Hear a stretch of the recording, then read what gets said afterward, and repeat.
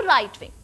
अंग्रेजी के ये दो शब्द आपने आमतौर पर सुने ही होंगे या फिर महसूस भी किए होंगे। आज के दौर में इन दोनों ही शब्दों का काफी इस्तेमाल किया जाता है, लेकिन हम में से कई लोग ऐसे हैं जिन्हें इनके बारे में कुछ पता ही नहीं होता।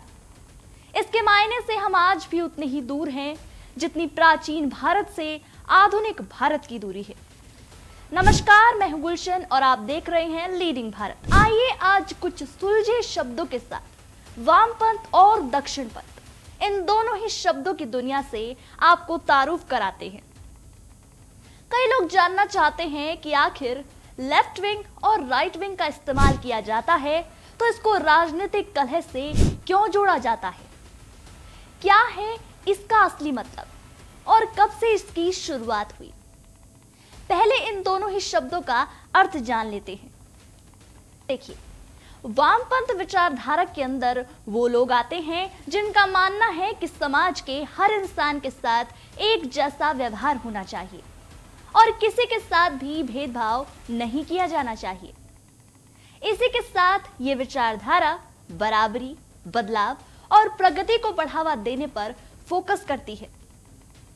वहीं अगर दूसरी विचारधारा यानी दक्षिणपंथी पर नजर डाली जाए तो दूसरे शब्दों में इसे हम अगर रूढ़िवादी कहें तो गलत नहीं होगा। इसके साथ ही इसमें अधिकार, कर्तव्य पालन, परंपरा और राष्ट्रवाद जैसे विचारों पर जोर दिया जाता है। यानी ऐसे लोग जो वामपंथियों का विरोध करते हैं और उनकी विचारधारा से हटकर चलते हैं। आइए अब इतिहास के पन्नों को उकेरते हैं और जानते हैं कि यह चलन गुलाम भारत से लेकर आजाद भारत की ओर कैसे आया। यह बात है 18वीं सदी की। उस वक्त एक राजा हुआ करता था जिसका नाम था लुइस, और उसे लुइस 16 के नाम से भी जाना जाता था। 18वीं सदी में फ्रांस का समाज 3 वर्गों में बटा हुआ था, जिनमें पहला था अमीर वर्ग यानी राजे महाराजे, दूसरा था पुरोहित वर्ग यानी थोड़े अमीर लोग, और तीसरा था निचला वर्ग। इसमें बेहद गरीब लोग आते थे। इन सभी को फर्स्ट, सेकंड और थर्ड स्टेट्स कहा जाता था।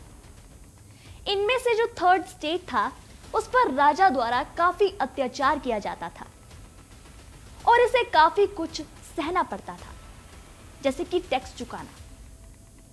पहले उनसे मेहनत मजदूरी भरा खूब सारा काम करवाया जाता था और फिर उनसे टैक्स भी लिया जाता था। लेफ्ट और राइट विंग की नींव फ्रेंच रेवोल्यूशन के चलते ही रखी गई थी। 18वीं सदी में राजा के दरबार में एक असेंबली हुआ करती थी जिसमें तीनों स्टेट्स के लोग बैठा करते थे और राजा का पक्ष जताने के लिए 3 वोट सिस्टम चला करता था। लेकिन इस बैठक का फायदा हमेशा अमीर लोगों को ही होता था।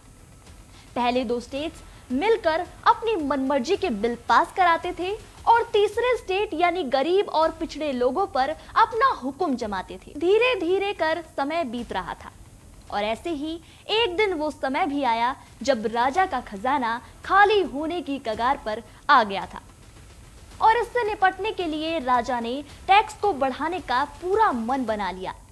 इसको लेकर थर्ड स्टेट के लोगों में विद्रोह की भावना पनपने लगी।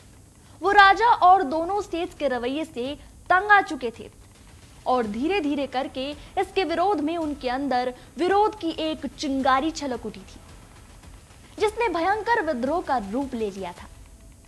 थर्ड स्टेट यानी पिछड़ा वर्ग चाहता था कि एक ही मत पर सभी को सहमति हो। थर्ड स्टेट यानी पिछड़ा वर्ग चाहता था कि एक ही मत पर सभी की सहमति हो और सबके हितों को ध्यान में रखते हुए फैसले लिए जाएं। लेकिन राजा के साथ बाकी 2 स्टेट्स इस बात के साफ खिलाफ थे। इसके चलते गरीब लोग धरने पर बैठ गए, जिसके चलते पूरे राज्य में अनाज की कमी हो गई। इसी के साथ राजा के और भी साथियों ने जनता के मन में गुस्से को और भी ज्यादा सुलगाने का काम किया और इसी को कहा गया फ्रेंच रेवोल्यूशन। इसमें आखिर में आकर राजा को जनता के सामने घुटने टेकने ही पड़े। राजा ने हार मान ली और फिर इसके बाद जब दोबारा राजा की सभा बुलाई गई तो उसमें 3 की जगह उस सभा को 2 ही ग्रुप्स में डिवाइड किया गया। इसमें एक गुट राजा के पक्ष में था और दूसरा गुट था राजा के विपक्ष में। तो यहीं से लेफ्ट विंग और राइट विंग की शुरुआत हुई। ये कहानी आपको कैसी लगी हमारे कमेंट सेक्शन में जरूर बताएं।